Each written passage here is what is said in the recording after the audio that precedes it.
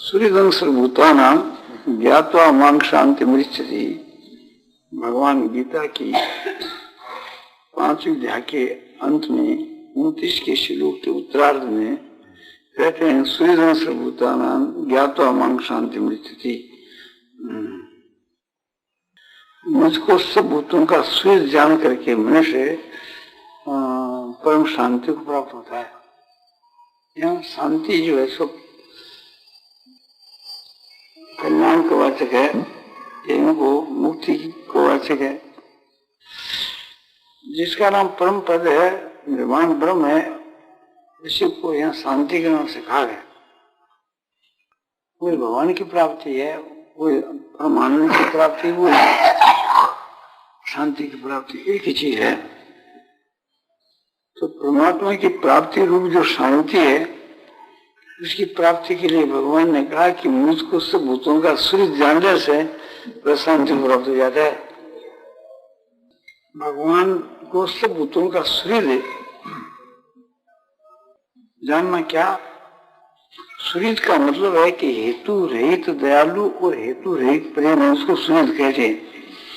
तो भगवान और भगवान के जो भक्त होते हैं वे हेतु रहित दयालु होते हैं, प्रेम होते हैं। भक्तों के लिए भी ये बात कही है कि अदृष्टा सर्वभूतानां मैत्र करुण एवच मौन निरंकार समदुख सुख क्षण। भगवान के भक्तों के लक्षण बतलाते हुए भगवान स्वयं कहते हैं कि मेरे भक्त जो मुझको प्यारे हैं वे कैसे होते हैं कि सारे भूतों के मन द्वेष भाव से रहित, किससे जिनका बैर नहीं, द्वेष नहीं, और सबके ऊपर दया और प्रेम, हेतु रहित दयालु और प्रेमी। माता अपने बच्चों से प्यार करती है, उसमें उसका स्वार्थ रहता है या मोह रहता है। और भगवान के भक्त जो प्यार करते हैं उसमें मोह ममता का नाम निशान नहीं रहता, केवल विशुद्ध प्रेम, विशुद्ध दया उनकी सब पर होती है। सब के ऊपर दया, सब के मां प्रेम।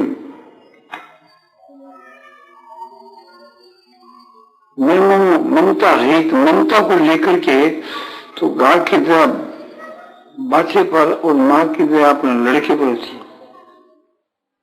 किंतु भक्त जो है वे तो ममता रहित होते हैं और दयालु होते हैं, प्रेम होते हैं। मैं ममता रहित हूँ इस बात का अभिमान नहीं रहता, इस बात पर निरंकार है। और सुख और दुख की प्राप्ति में क्षम होते हैं और क्षमावान, यानी कोई अपराध करते तो उसका बदला नहीं चाहते। तो ये जो श्लोक में भाव है, सूर्यता का भाव है। तो भगवान भी सूर्य, भगवान के भक्त भी सूर्य, हेतु रहित, भगवान भी दयालु, भक्त भी दयालु, बाकी सब स्वार्थी। स्वार्थनीत सकल जग माही,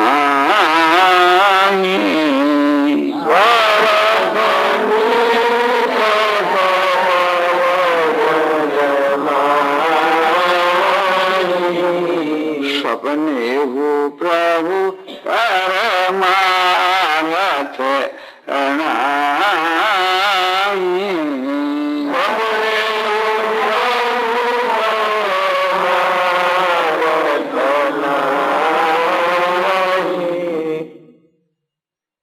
हे प्रभु, सब कोई स्वार्थ के मित्र हैं। जागृत की तो बात है क्या, सपने में भी कोई परमार्थ का मित्र नहीं है, यानी सभी स्वार्थी हैं। तो कोई भी नहीं है, बोले दो को छोड़, दो कौन, भगवान के भक्त। हेतु रहित जग जुगे उपकारी,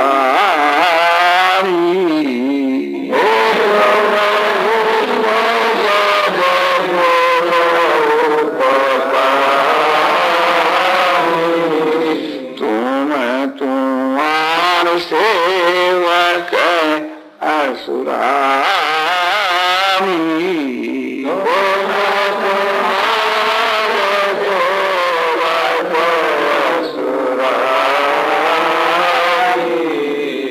हे प्रभु, हे असुरी, हेतु रहित दयालु, हेतु रहित हित करने वाले या तो आप हैं कि आपका भक्त, आपका सेवक, और दूसरा करें।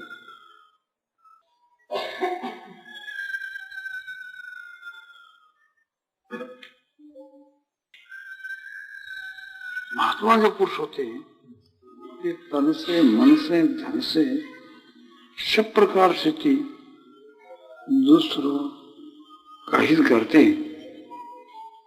जिस किस प्रकार से दूसरों का हित हो ऐसा ही करते हैं।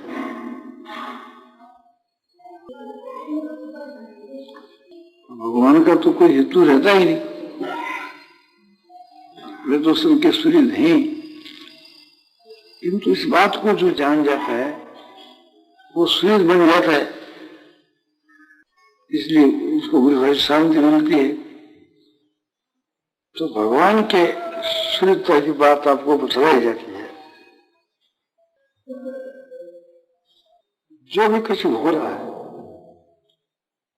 भगवान की मर्जी से हो रहा है, ये बात समझ में आ जाए तो हर वक्त प्रसन्नता रह सकती है। जो कुछ हो रहा है वो समझ बूझ करके हो रहा है। वर्षा हो रही है तो हमको ये इच्छा नहीं करनी चाहिए कि वर्षा न हो, अब वर्षा न हो रही है तो हमको ये इच्छा नहीं करनी चाहिए कि वर्षा हो। क्यों कि जिस प्रकार से थी उचित है वो भगवान कर रहे हैं, और हमारे इच्छा करने से वर्षा होती भी नहीं और रुकने से रुकती भी नहीं, तो हमारा इच्छा करना व्यर्थ ही। यदि कहो कि जिस समय वर्षा की आवश्यकता होती है तब वर्षा नहीं होती, जब वर्षा की आवश्यकता नहीं होती है तब वर्षा होती है, और जिस देश के वहां वर्षा की आवश्यकता वहां तो नहीं होती, जिस देश में वर्षा की आवश्यकता नहीं वहां होती है। ये बात ठीक है, ये तुम्हारी दृष्टि नहीं। तुम क्या समझो? बोले हम तो ये समझते हैं कि जो धान है उसकी दृष्टि से थी कि धान को वर्षा की आवश्यकता है। तुम तो एक देशी हो, एक तरफ ध्यान दिया कि हम वर्षा की आवश्यकता है, तुम तो ये दृष्टि देखते हो कि हम वर्षा इस समय तो होने से धान होगा, ये बात मान लेते हैं। किंतु भगवान को हम धान नहीं पैदा करना है तो एक प्रकार से वर्षा कैसे होगी? कहाँ धान पैदा करना और कहाँ नहीं करना है, इस बात को तुम क्या कर रहे? जीवों के जैसे कर्म होते हैं उसके अनुसार ही तो उसका भगवान विधान करते हैं। भगवान का जो विधान है उसमें अपना दखल नहीं देंगे। कोई माँ अपने लड़के को मारती है और दूसरा उसमें भिड़ है कि ये रोता है इसको मारो मत, तो क्या तुम्हारे को लड़का ज्यादा प्यारा है, उसकी माँ को प्यारा नहीं? यदि ऐसा कहो तो कौन मानेगा?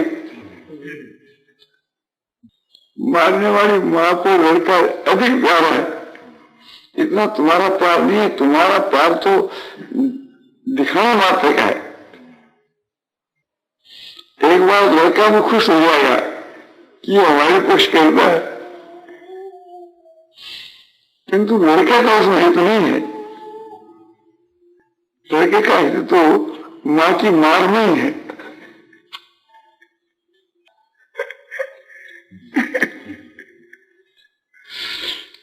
माँ क्यों मारती है ये तुम्हें थोड़ा ध्यान देकर समझा नहीं।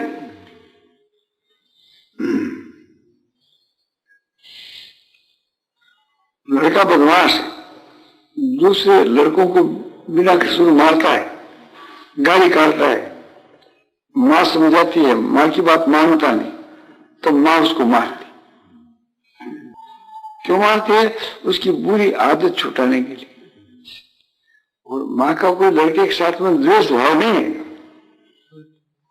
इसी प्रकार से भी भगवान हम लोगों को देखने में जो कष्ट प्रतीत होता है देते हैं हमारे हित के लिए। भगवान जितना हमारा हित सोच सकता है इतना माँ भी नहीं सोच सकती।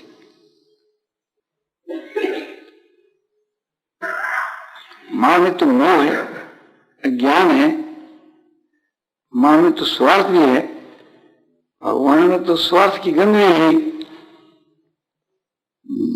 उसकी तो सारी चेष्टा हमारे हित के लिए है। तो देख देख करके हमको खुश होना चाहिए। हर समय के बीच के वहां हमको प्रसन्न रहना चाहिए।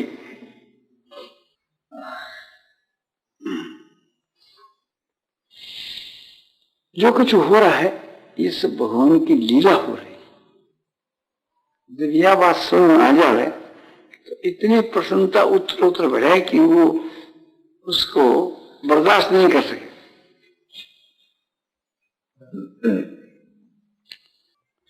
उसको अनुभव में भगवान की कृपा दिखे। कहीं तो वो समझ आ जाती है, कहीं नहीं आती है, हाँ भी वो मान लेता है। जब मान लेता है तो आगे जाकर समझ में आ जाती, मानने के बल पर आगे जाकर समझ में भी वो आ जाती। एक भाई नास्तिक था और एक था आस्तिक। उस नास्तिक ने कहा कि तुम्हारे भगवान ने ये काम ठीक नहीं किया। वो तो खुद तो मानता नहीं है। तुम्हारे भगवान ने ये काम ठीक नहीं किया। क्या? कि बड़े बड़े जो गाछ है उसके तो फल छोटा छोटा लगा है, जैसे आम का गाछ है, जामू का गाछ है, जैसे पीपल का गाछ है, बड़का गाछ है, तो उसके छोटे छोटे फल लगाए। और जो छोटा जो गाछ है उसके बड़े बड़े फल लगाए, जैसे बेल है तरबूज की, बड़ा तरबूज लगाया, जैसे बिंगला जिसको बंगला में कहते हैं, पेठा कहते हैं, कोड़ा कहते हैं, बड़ा बड़ा फल लगा। देखो इस आम के नीचे हम जो बैठे हैं यहाँ छोटा छोटा फल लगा। इतने में एक आम का फल टूट उसके सिर में लगा। वो कोई 1.5 पाव का होगा। सिर में आकर के लगा तो वो पास हो गया। बोला कि देखो जब ये 500 का होता तो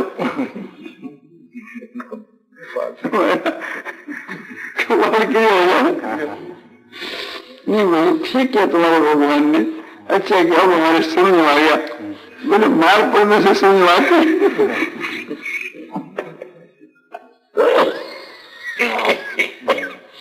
तो नास्तिक वास्तिक हो गया। तो ये समझ लेना चाहिए कि भगवान की भूल होती है नहीं। भगवान जो कुछ करते हैं समझ बूझ कर करते हैं। भगवान ने जो कुछ हम लोगों को दिया है आत्मा के कल्याण के लिए दिया है, और जितनी वस्तु दी है हमारी आत्मा के कल्याण के लिए इतनी काफी है, और इससे और अधिक की कोई जरूरत नहीं। जरूरत समझते तो भगवान देते। और परमात्मा की प्राप्ति के लिए न कोई धन की जरूरत है, न पुत्र की, न स्त्री की, न कोई ऐश्वर्य की जरूरत है। तो जो कुछ दिया है ये अधिक मात्रा में दिया है, इतनी की भी आवश्यकता नहीं थी। और तुम्हारे ऊपर विश्वास करके भगवान ने तुम्हारे को ये अधिक दे दिया। अब तुम इसको भगवान के काम में लगा दो। तुम्हारा विश्वास करके भगवान ने दिया है तो तुम इसको भगवान की चीज को भगवान के काम में लगा दो। रुपया भगवान के काम में लगाना क्या कि जिससे लोगों का परम हित हो उस काम के लिए रुपया खर्च करो।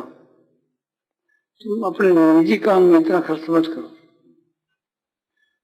तुम्हारी दुकान है उसको भगवान की दुकान समझो, उसमें व्यापार करने की आवश्यकता हो उतना रुपया रख लो, बाकी भगवान का रुपया भगवान के काम में खर्च करो।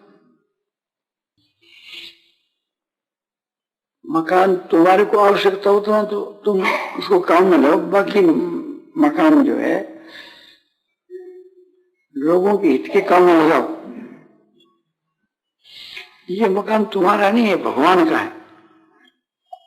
तुम समझते हो मेरा है, इसमें जो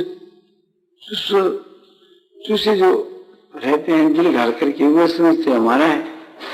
चिड़िया ने जो घुसाड़ा डाला है वह समझती हमारा है। कांटियों ने जो छत्ता दी है वह समझते कि हमारा है।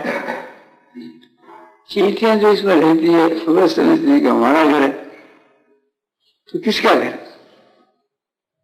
ये किसी का भी नहीं कि ना घर तेरा ना घर मेरा, चिड़िया रंग बसेरा है। तो ये करने तो तेरा है न मेरा है। एक वृक्ष के ऊपर आकर के अपने चिड़िया वास करती है, इसी प्रकार से ये थोड़ा दिन के लिए तुम्हारा वास स्थान है। तो अपने अधिकार के वहां इतने इस परमात्मा की प्राप्ति का काम सिद्ध कर लेना चाहिए। जिस प्रकार से परमात्मा की प्राप्ति के काम में लगा देना चाहिए। कोई यहाँ तो भजन करे चले करो, सत्संग करे बोले करो। इसी प्रकार से थी, जैसे रुपया है, मकान है, ऐसी आपके मन जो बुद्धि है उस बुद्धि को भगवान के काम में लगाना चाहिए। भगवान का जो तत्व है इस बुद्धि के द्वारा समझना चाहिए। बुद्धि का काम है समझने का, भगवान के गुण और प्रभाव को जानना चाहिए, ये बुद्धि का काम है। जीवा को लगा दो भगवान के नाम और गुणों का कीर्तन करने में, कान को लगा दो भगवान के गुण प्रभाव तत्व तो इसकी बातों को सुनने में, या भगवान के नाम रूप और चरित्र की बातों को सुनने में।